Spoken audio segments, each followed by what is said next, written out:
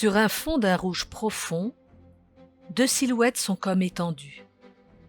L'une, très humaine, représente Joseph.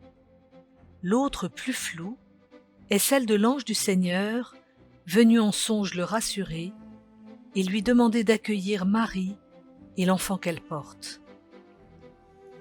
Joseph est allongé sur une sorte de divan, couleur de pierre tombale. Il s'est abandonné paisiblement au sommeil. Ses mains sont relâchées, les yeux fermés, il ne voit rien. La bouche fermée, il ne dit rien.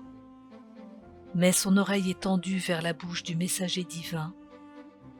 Dans la nuit, il écoute.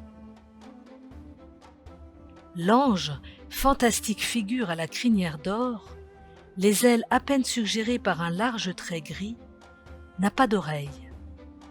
Mais ses yeux et sa bouche sont grands ouverts. Il voit et il parle. Il représente le regard de confiance que Dieu pose sur Joseph et la parole divine dont il est porteur.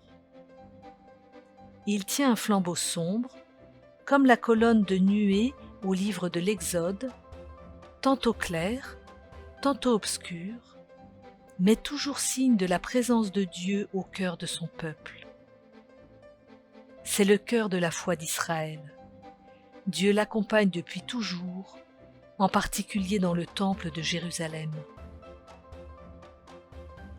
Si le flambeau est sombre, l'or envahit le visage de l'ange, mettant en valeur sa bouche. Dieu se donne dans une parole, au plus secret d'une nuit, dans la confidence chuchotée au creux de l'oreille d'une jeune fille, et ici, de son fiancé charpentier. Cette discrétion de la part de Dieu peut nous surprendre encore aujourd'hui, alors que comme le peuple juif il y a quelque 2000 ans, nous attendrions parfois de lui des manifestations plus éclatantes.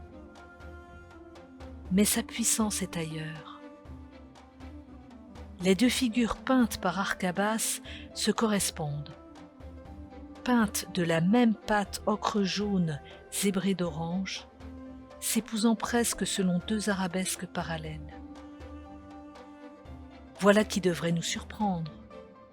Peut-on peindre une créature céleste et un homme de la même façon?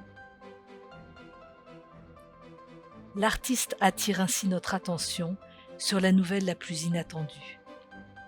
Parole de vie, Dieu lui-même va prendre un corps d'homme, épouser l'humanité à jamais, pour la relever de son sommeil et de ses morts.